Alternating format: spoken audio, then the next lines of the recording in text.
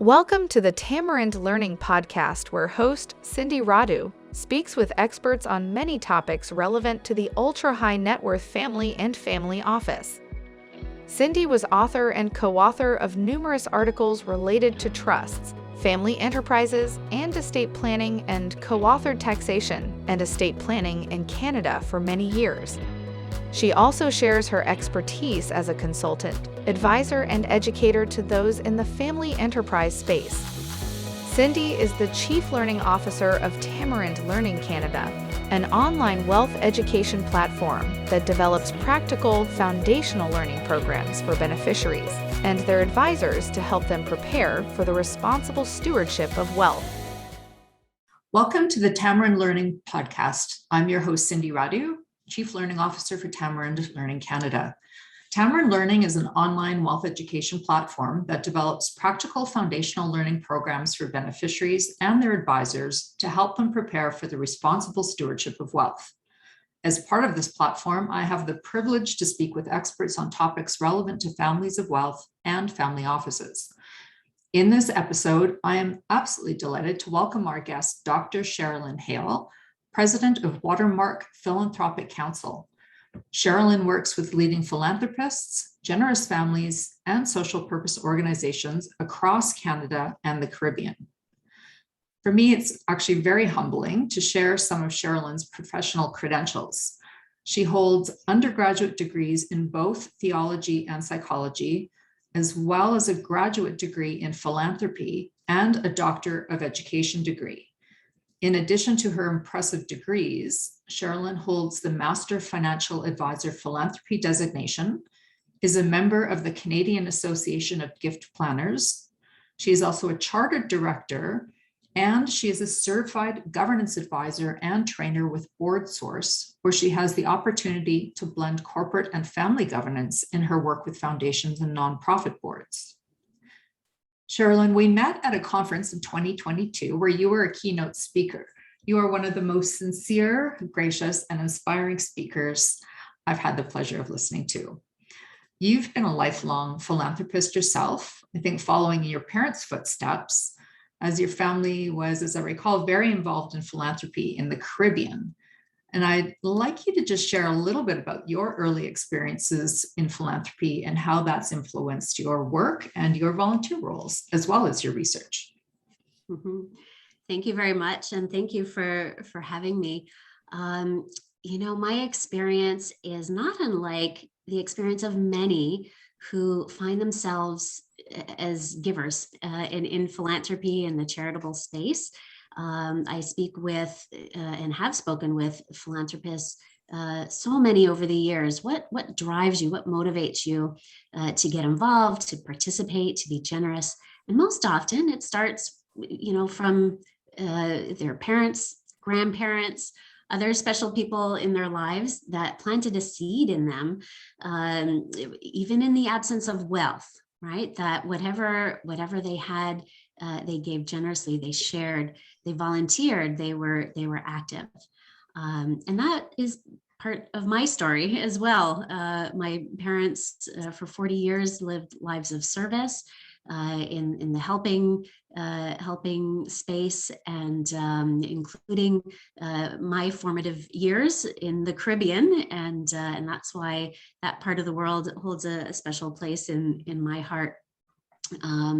But their example of service and caring for others, participating, being attentive to what I can do, where I can help, and to live a life of service, that's certainly been instrumental to me. I started my career as a fundraiser, working for some fantastic organizations that continue to make an impact here in Canada and in other parts of the world. And then started my consulting business in philanthropy about 10 years ago. And in that capacity, get to work with generous people all the time, which is a privilege and an honor and a great deal of fun. Well, the families you work with are very privileged to have you. I'm confident in saying that they really learn a lot from you, and their philanthropy flourishes as a result of having you as part of their advisor team. So I want to dig into this whole area that you've done a lot of research on with regard to family philanthropy governance. So there can't be anyone else who has a PhD in education based on research on family philanthropy governance. And I understand that you won an award for your research in this area, and that you, as a result of your research, produced a model that helps families approach their giving in a meaningful way that works. And we'll dig into that a little bit. But first, I think it would be helpful if we start with the word governance and what that means, because it's used a lot, it's thrown out there, can be confusing and misunderstood. So how do you define that term, and how is it relevant to the families who are looking at giving and being generous with their philanthropy? Yeah, I think that is such a great place to start, because sometimes the word can be a barrier. In its most simple form, governance is how groups of people organize themselves to make decisions. So in the case of giving families, it's, how do we do this, right? How do we figure this out so that it can be a great experience? I think that in my experience, a lack of clarity is one of the biggest barriers, and it leads to confusion and can lead to conflict. For families who may give through an incorporated entity, such as a private foundation, and then often it's a blend between the corporate governance. Those are the things they have to do as an incorporated entity, and the family governance. Those are the relational considerations that when you build in and have in place, they help ensure that the family is able to work together in a productive and enjoyable manner. In the case of donor advised funds, for example, which are incredibly popular for many families as a giving vehicle, there is also a need for governance, because you need to be able to come together and make decisions together. So governance, I think, is incredibly important. Again, just thinking is how we do this, how we come together to make decisions and really make this sing. So it's interesting you talk about conflict, and I think about that outside of the philanthropic sector, but for some reason I think it's going to be all smiles and happy around philanthropy. So what kinds of things do you see that can cause conflict when families are starting to get into these types of conversations about giving?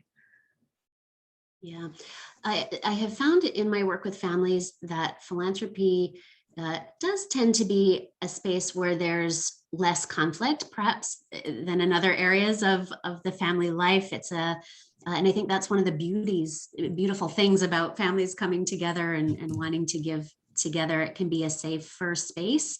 It can be where it can be easier for people to get consensus and to find some common ground. And there is some research that suggests that when that happens in the philanthropic space, that there's a spillover benefit to other parts of the family life. But common challenges that I've observed, there's kind of a continuum ranging from great uncertainty that leads to paralysis all the way to the other end of that continuum, which would be high conflict, right? And so typically when I see that, I observe there's a lack of a plan. They haven't figured out a plan. They haven't explored the components to a plan. That roles and responsibilities are not clear. So people don't really know, why am I here? What's my function? What do I have to do? What are the expectations? And I think broadly, it feels bad when you feel like you're not meeting someone's expectations, but if you don't know what they are to begin with, right, that can be a bit frustrating. And then either too little governance or too much governance relative to the family. So these are all areas typically where an advisor can be very helpful to a family to help them craft an approach that is right-sized and customized to them. There's no one size fits all. There's no one right way of doing things. There are components that we know are important and useful, but then we have to craft that to really suit the family. Love it. Thank you. Well, let's get a little bit more into this research that you've done, because I think this will be very beneficial for our listeners and for myself. What key things did you learn in your research that you can share with us that might help or inspire families on? Oh, I learned so many things. It was hard. It was hard to write it up with only 200 pages, but I'll be brief today. So, one of the things that I think can really help families, and I focus on this when I start working with a family, is you are special. You are unique. Every family is distinct, and families come together in so many different ways. They have unique history. They have norms and behavior that shape how they relate to each other. Families vary in size, in their generational ages and stages, as well as in their goals and objectives for giving. So in my research, I called these differentiators. These are factors that inform the choices that families can make about how they approach their giving overall. And again, it's really helpful for families to understand there's no one right way to approach their giving together. There's only ways that can best help them flourish, and in the impact that they want to make in the community. So that's something that's helpful. There's also things that I find very inspiring that came out of my research. And the biggest thing there is that generous families tend to really care about each other, right? They feel some connection, some shared sense of history, identity. Typically there are values. We each have our own values that drive our action, but in my work with families, often there are some profound shared values. What are the things that as members of this family we share and that we can stand on together going forward? And then certainly that they care about the difference that they can make in the lives of others. And that is such fruitful soil, right, to grow your approach to giving and to philanthropy. With that caring also comes a sense of accountability. And that was also a big theme that came out of my research about, how families organize themselves for their giving, a sense of accountability within themselves, being accountable to themselves for being whole, showing up with their full selves to the process, honoring their good intent, accountability to each other in the family, participating, being active, following through on commitments, and then accountability to the larger community. And that's a very big conversation in the philanthropy world these days, is how are philanthropists showing up as donors to the charitable partners and organizations in the community? So I think that that sense of care and accountability really help to contribute to a productive process. Sounds like a really, really great process. Can you give us maybe an example of maybe something that you came up with in your research, of a specific family example, or something you commonly see in the work that you do? A great example that I can share with you is a beautiful family that were really determined to use philanthropy as a way to strengthen their family and to express the relationships that they have with each other. And in the crafting of their mission statement, their philanthropic mission statement, it's what I called in my research a dual mission. It reflected what they wanted the giving to accomplish for their family, but also what they wanted their giving to accomplish in the community. And it goes something like this. We strive to support each other's efforts to grow, both as a family and as individuals, and to show kindness and respect to each other in our everyday lives. in this context, we support endeavors that XYZ, right? And, I just thought that was so profound. It was a family that was so clear about their sense of accountability to each other, right? Their sense of personal accountability, how I'm going to show up to this experience of being generous as a family. And I just thought it was so wonderful. And the parents were very intentional in how they crafted their approach to philanthropy, how they structured their governance. Interestingly, it's a family that uses a donor advised fund for their giving, so that they didn't have to worry about the corporate governance aspects, but they had a very defined process within their family, and they're not a big family. But they crafted their governance in response to what they wanted the giving to make possible in the lives of their children and in the family. And I think that's such a great example. It is. I really thank you for sharing that example. How can families get started or get organized on their governance? What do they need to think about or put in place to start crafting their own mission and statement and accountabilities and that kind of fun stuff? Yeah, it is fun. I'm Yeah, glad you mentioned that. Yeah. It is fun, and I often encourage families to think of it as a journey, right? It's not a destination. No one, even on corporate boards, you never get the governance. It's never done. It's kind of a living, breathing, organic process that you have to attend to. You have to keep on it. You have to evolve and change. And families are always evolving and changing over time. And so there are 4 areas that I encourage families to look at. They can do this independently. They can get the support of an advisor. But they're all grounded in conversation, in exploration. It's never the case where someone can just write up your governance plan and give it to you and say, here, do this, right?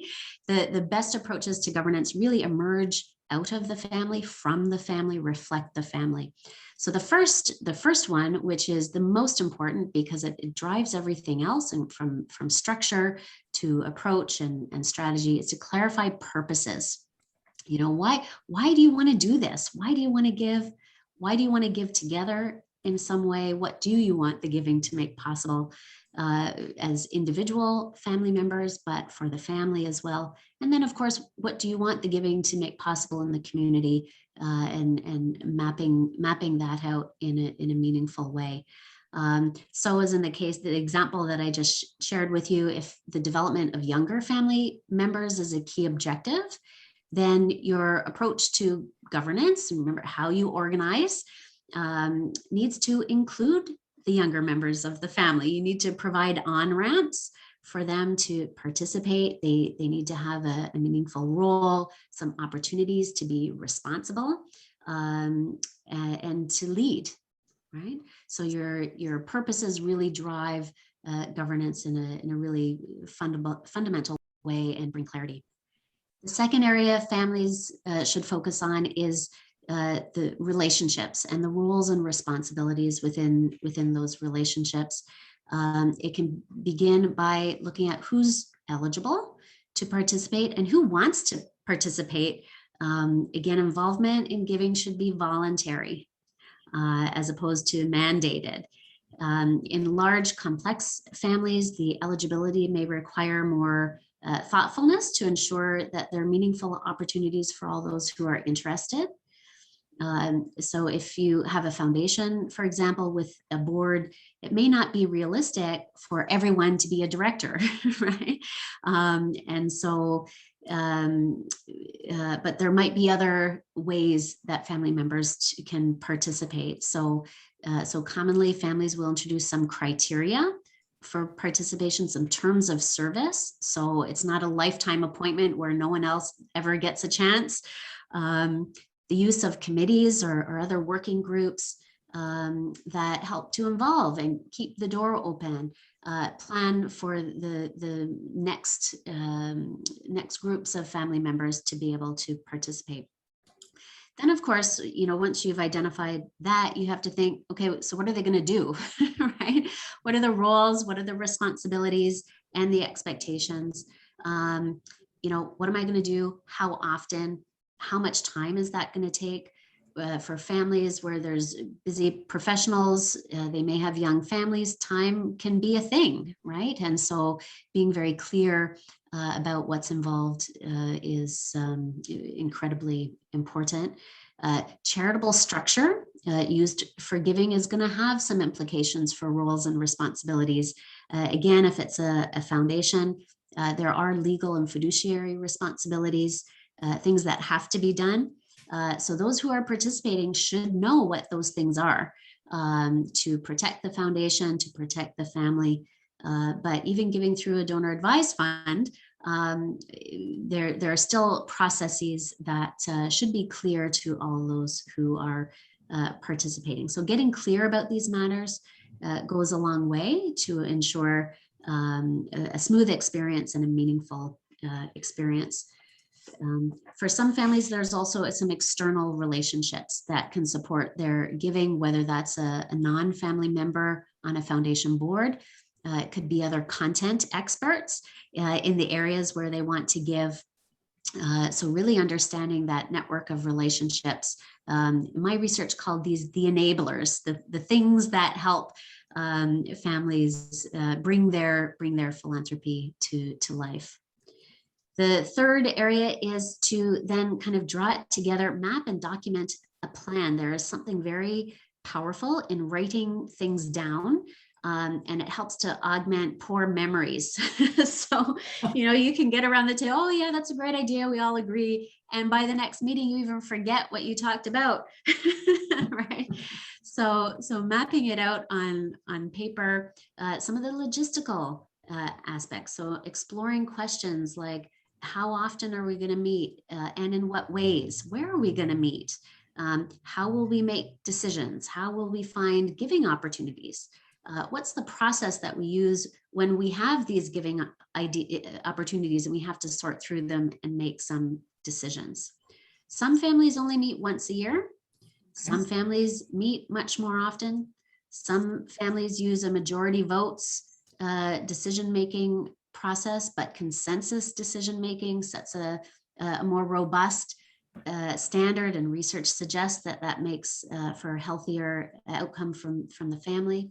You want to be candid. Do the founders of this thing, do they have any special discretion, right? To be candid around the table can prevent a lot of frustration.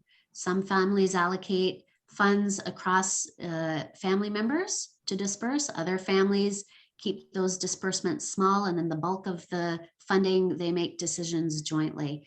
Again, there's no one right way, but making sure that there's clarity and consensus on that clarity goes a long way, so that people feel that they're integral to the process, that they have a voice, and that they can participate in a meaningful way. The last area is to just get going, do it, implement, and then tweak and evolve as you go, because philanthropy is a journey. You learn as you go. And again, the family is always evolving and changing. I usually suggest you check in every 2 to 3 years, have a look at your governance, your structure, your process. Certainly in larger contexts, you also need some policies in place, written, all these decisions that you're making about how things are going to be, writing them down in a policy or a manual, so that there's clarity, both for those around the table and those other family members who may be coming on. And then just to reiterate, it's a journey, and so much good comes from these conversations around governance, because family members, they learn more about each other, they understand each other better. And one of the other findings in my research was around social capital in families is a muscle, and philanthropy gives families the opportunity to exercise those muscles, and enhances the degree of social capital they have with each other, that only brings good things for them in the context of their family and the other elements of their family life. Sharilyn, that was amazing. I just want to wrap up with a couple of takeaways. The first one is that there's no one right way to approach governance for family philanthropy, but you need to have fun. So talk, explore, enjoy the process. And, maybe you need a guide or advisor to help your family out. And those people are out there for sure to help you. But ultimately, every family's giving journey comes out of the family. I love this, from the family, and reflects the family. So the key is to get going and get started. So Sharilyn, thank you so much for sharing your wisdom and worth on Tamarind Learning Podcast. I'm confident that our listeners will find your comments helpful and inspirational as they embark on or continue on their philanthropic journey. Thanks so much for having me.